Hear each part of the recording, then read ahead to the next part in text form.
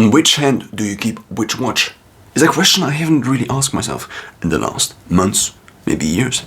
So on the right hand I usually have my smartwatch, and on the left hand I still have my Casio watch, because I still am using it as a clock, a watch. I'm using it to just see the time.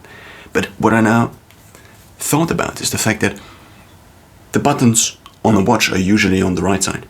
This is, I guess, due to the fact that most people are actually left-handed. Not left-handed, but right-handed. So, because they are right-handed, they usually have their watch on the left hand. And then they can very easily access these buttons with the right hand.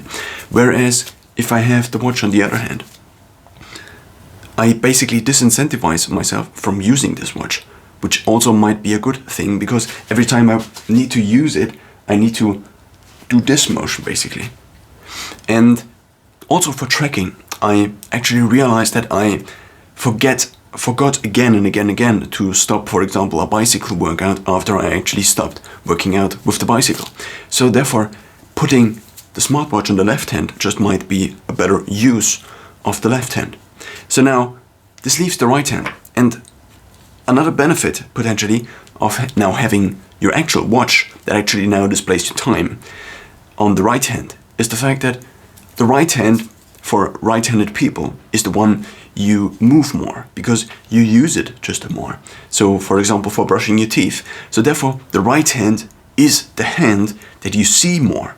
So now, if you wanna time yourself more, and I have experienced this again and again and again, if I have a clock in front of me in some way or another, and a clock on my wrist just is a very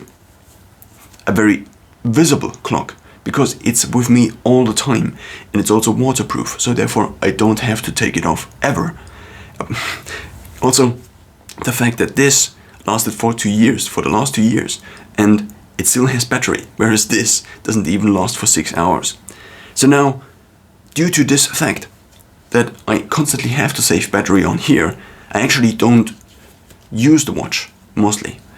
I only try to use it with passive tracking, basically, as a passive heart rate tracker, but also as a tracker for steps and general activity, and also to track manually my workouts. So when I go for a run, I actually track it on here.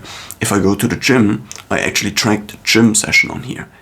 And for this specific purpose, therefore, it makes sense to have the most amount of battery life at these points in times available, because this then also means that I don't have to constantly charge it, even though I charge it usually at this point in time 2 to 4 times a day.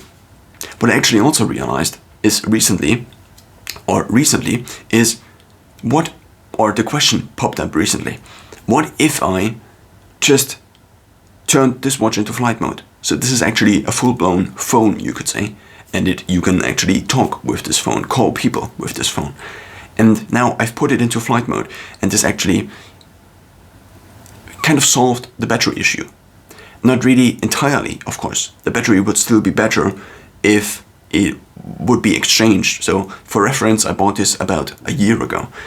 And now what I've experienced is an increase in battery life of 25 to 50%, possibly even more, but I don't want to exaggerate the claim. So now this lasts longer. This lasts even if I, for example, have it charged in the evening and then I go to sleep. Usually when I woke up, it was like at 50%, sometimes at 0%. This meant that I actually didn't track the entire sleep duration, which for a sleep tracker is just nonsense. But now it actually is still lasting, and I haven't charged it for today. And it is still now at, I think, 50%. Let's actually see. It's still at 50%. This means instead of lasting for 6 hours, also with active heart rate tracking continuously, it now lasts for more than 12 hours, which is nice, because otherwise this watch turned basically more or less unusable. So for this reason, I also recently actually got something else, which is a Galaxy Fit. So I tried the Galaxy Fit 2, and this is the Galaxy Fit 2.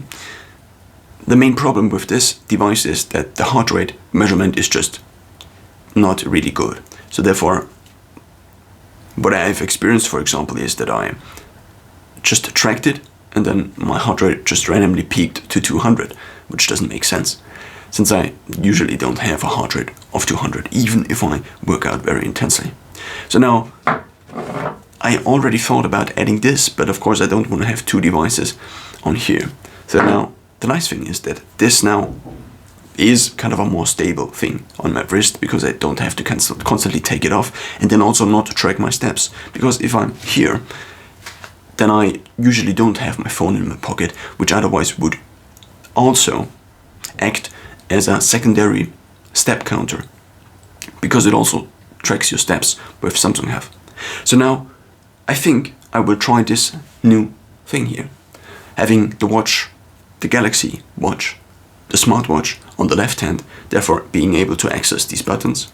Be aware that your hand position might influence in some apps, for example, ECG, tracking your electrocardiogram on the Galaxy watch, how the electrocardiogram is actually calculated. So therefore you might have to switch the watch, or not the watch, actually the watch position in the settings of these apps.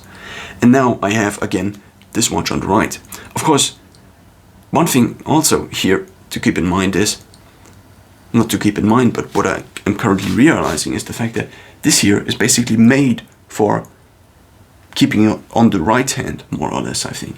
Because the thumb is usually here, and these two can be accessed by using the index finger. Whereas on the other hand, I mean, it also makes sense, because you can just do it the other way around. But the Galaxy Watch, or a smartwatch, usually has the buttons on the right. So therefore, this whole switching thing doesn't really work, because you can only use your index finger like this. But on the other hand, of course, you could also use your thumb like this. But since your index finger is actually longer, it more easily can reach basically above. Or, well, the thing is that here, I would have, in order to access the buttons on the right, I would either have to use the thumb, which is shorter, and therefore I would need to go like this, but of course I need to also hold the watch usually, because this makes accessing the buttons easier. And now, on the other hand, if I am here, because the index finger is longer, it is much easier to hold the watch down here with the thumb, and then to access the buttons with my index finger, since it is longer, and I'm also going from here instead of going from here, which of course means that I have the whole arm now in front of me, or at least in front of the watch. If I have the watch even, so I can look at it, then I have to hold the other arm up, which is also more calorically costly, or just takes more energy, therefore you are kind of less likely to do it. So I might switch the arms, or the watches on the arms.